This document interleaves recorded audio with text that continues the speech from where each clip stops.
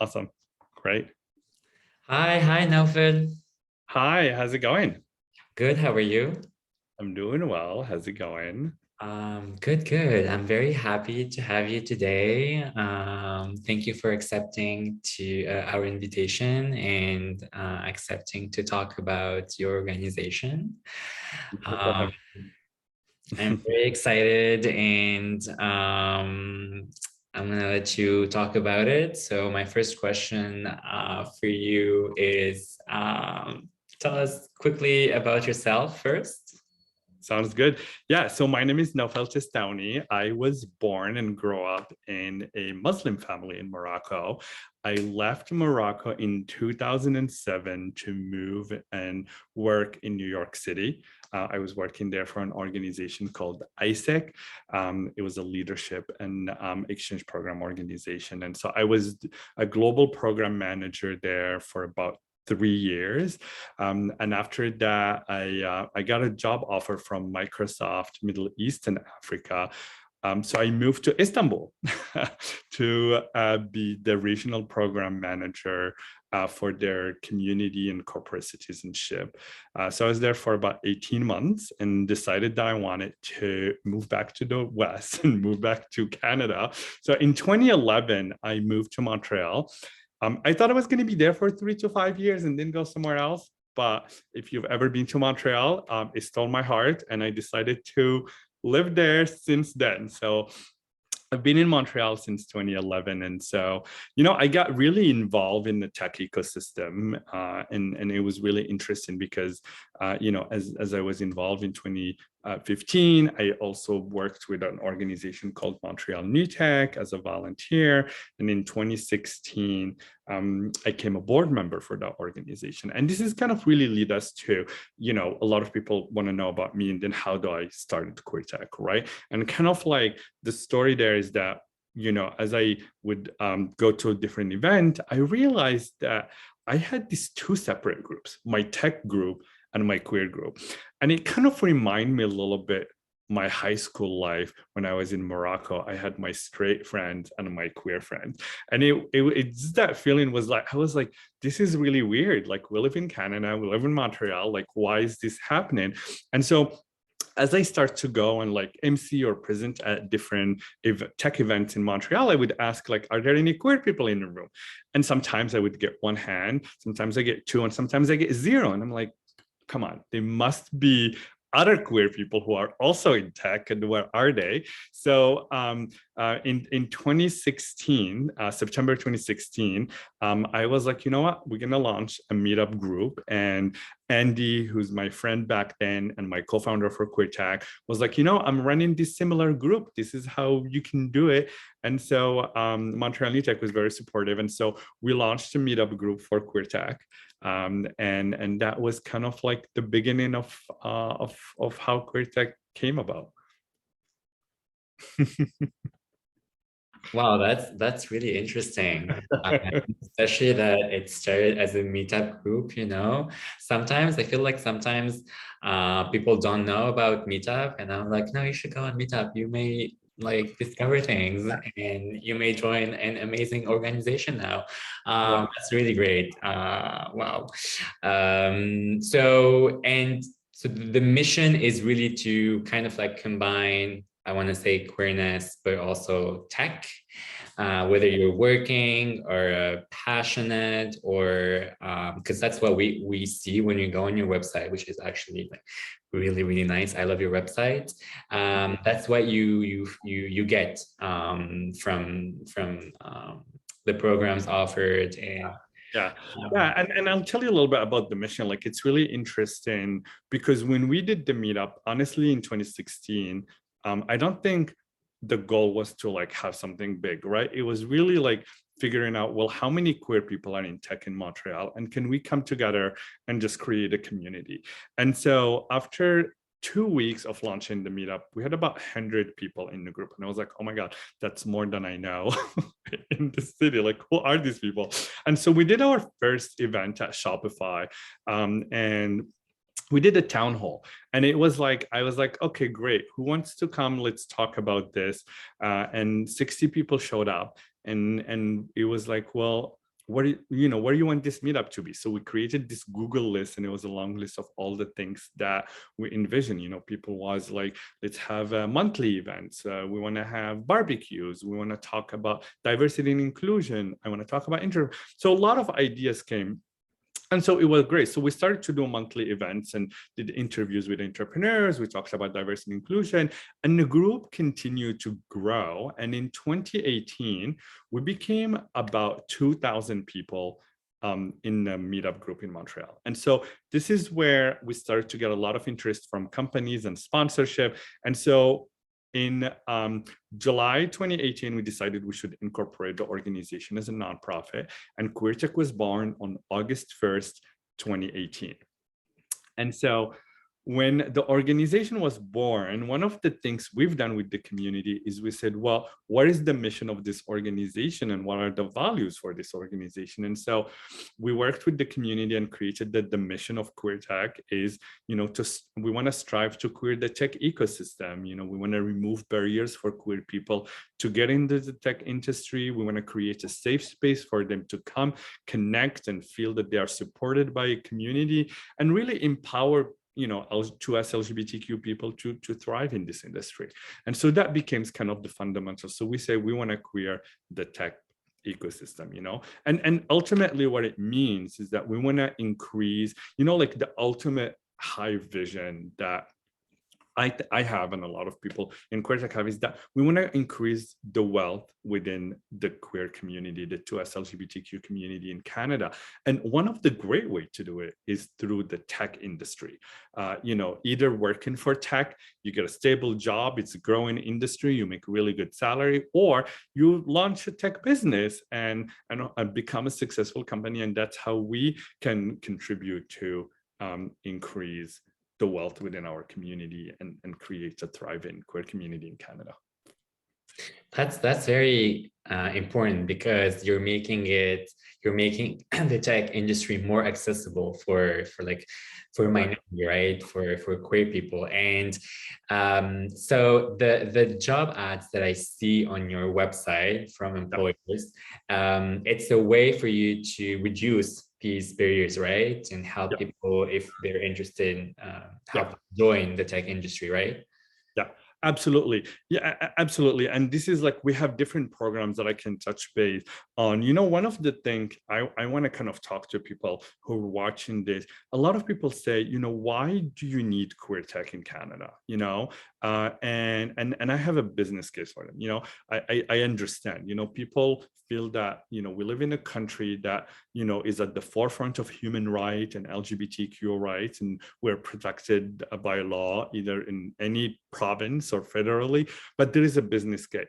Even if the law is on our side, it's still a lot of social stigma around queer people. And, we've done many research, there's a lot of research that's been done, and, 55% of queer people who are working in Canada do not find their workplace to be inclusive. Think of it, 1 out of 2 people don't think their workplace is inclusive, right? About 57% who responded to different surveys have said that they are not fully out at work. So 57%. So, when you look at this statistic, you realize that there is still a lot of stigma and people are not comfortable in coming out at work. And there are a lot of reasons, but, looking at some of these data, that's why we started to create programs that will help address some of these issues and improve on the statistics. This is a very noble mission, and that's really surprised me, 2022. So you are very clearly contributing to improve the social and community health of queer people. That's one of our mission at Max, and community health comes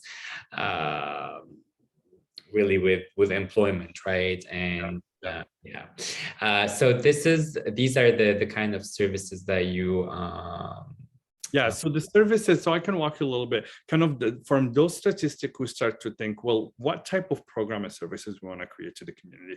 So one of the main things we've done in 2020 was that trying to really understand who are we targeting exactly in our community? The queer community is still large, people have different interests. So we came up with 3 audiences. We said, you know what, we're gonna work with queer people who are looking to access the tech industry. These could be students that wanna get into the industry. It could be individuals who work in other industries and not sure how to break into tech, or it could be people who had other careers and wanted to upskill, reskill themselves, go to boot camps, learn coding or other things, and want to get into the industry. And so we have, and I'm going to touch base on the programs, how we help them.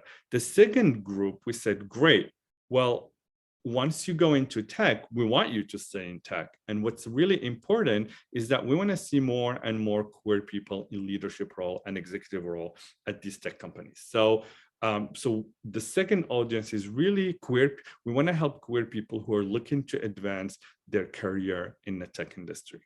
And then to reach that ultimate vision we have of building wealth within the queer community, we said, you know, we want to work also on foster entrepreneurship within the community. So we want to work with queer people who want to launch tech businesses and tech enable business. And so the way we do that is through 4 programs that we have. So the first program is called Careers. This is a career development program that really helps to connect the community and our partners together. So there is 4 initiatives and 4 different ways how we do that. The first one, and I'm going to touch base really on 3. The 4th one we're launching in 2023, but I'll tell you a little bit about it. So the first one we host a virtual job fair that's really for students and people who want to access tech. This is an event that we do end of March, beginning of April, and it really focuses on bringing our employer partners and the community together to hire from. It's a hiring event. Then the second one is we have a job board, right? We say, great, now you come to these job fairs and you interview, but we want to continue helping you can stay connected with our partner. So here is a talent network that you can be part of, and you can continue your interviews and connect with the partners that they are looking for. And then the third initiative in this program is our QT conference. This is really big for us because we used to only do them in Montreal, and now we're gonna, as we expanded Canada-wide, and we have over 7,000 members across Canada, we want to start bringing the community together. So we're doing our first QT conference on November 10 and 11, 2022, and it's going to be in Toronto. And so this is a conference where everyone from the community can come, and we'll have 3 different tracks where people can follow. So if you are new to the industry and want to get into the industry, you can go through the track Access to Tech. If you're already in the industry and want to advance your career, we'll have how to advance your career in tech, and we'll have another track for fostering entrepreneurship. And then in 2023, we're looking to start launching also cohorts of queer people who want to get into tech and advance their career in tech. So it'll be like a group of 25 to 50 people that will be together, and we're building a program to help them work on it. And so it's still in the making, but I'm kind of give you a little intel here. Then the second program we have, so the first one, as I mentioned, workforce development, career development, is really connecting the community and the partners. So this is really where we are increasing the number of queer people in the industry. The second one, QT Connect, is a great program because it does 2 things. One, I do what I call QT Connect Cafe. It's a live stream interviews with queer people who are in tech. This is really to bring more visibility to queer people in the tech industry, and also tell the success stories of people who are already in the industry. But it's also important because it will serve as inspiring the community, and these people can be role models for people who are looking to get into tech or advance their career in tech. So telling these stories is really important. The second piece to this program is also connecting the community. So we do meetups we've been doing them in Montreal since we've started in 2016, and we're going to be doing them also in Toronto as we move forward. And it's going to be really important to create that space and that feeling for the community to connect with each other. And then, so the other two programs are really great because, Pride Hacks, you're familiar with it a little bit, and it's a hackathon that we do every year. This is really, we do it once a year. This year we're doing two, one in Toronto, one in Montreal. So every year, we as an organization, we select a number of nonprofit organization or organization that service the 2S LGBTQ community, and we bring the tech community and the queer community together to build solutions for this organization, tech solutions. So any problems that they have, we bring the community to help them. This is really one of the way we want to contribute to supporting 2S LGBTQ organizations. And then the last one, and lastly, it's very clear, it's our QT research. This is where our research arm, there is not a lot of data about queer people in the tech industry. And so our goal is to collect data. Wow. That was, sorry. Wow. A lot of services, the kind of services that's very important for the community.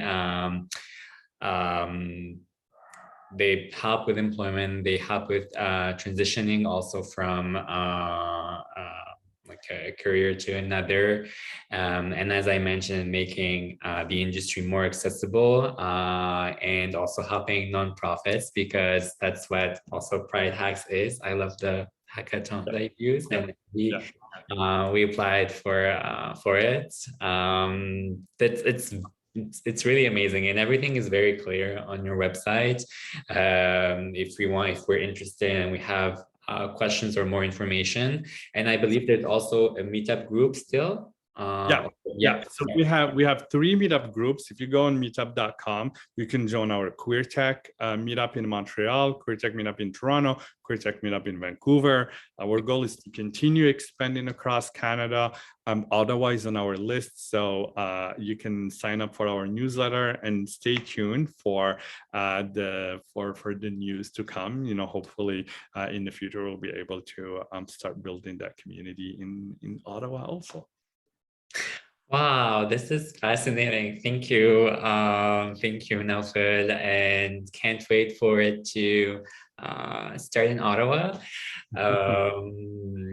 Thank you. Is there anything you wanted to mention before? A lot of people ask us how to get in touch. So if you're looking to learn about our programs or want to stay in touch with QueerTech, QueerTech.org is a great place to be. LinkedIn is where we're very active. Also, QueerTech HQ is our handle in all social media. So you can follow QueerTech or like us. And we have a newsletter that we send twice a month. So QueerTech.org also on the homepage, you can sign up for that. These are great ways to keep in touch with the organization and learn about all the events and programs that we're doing.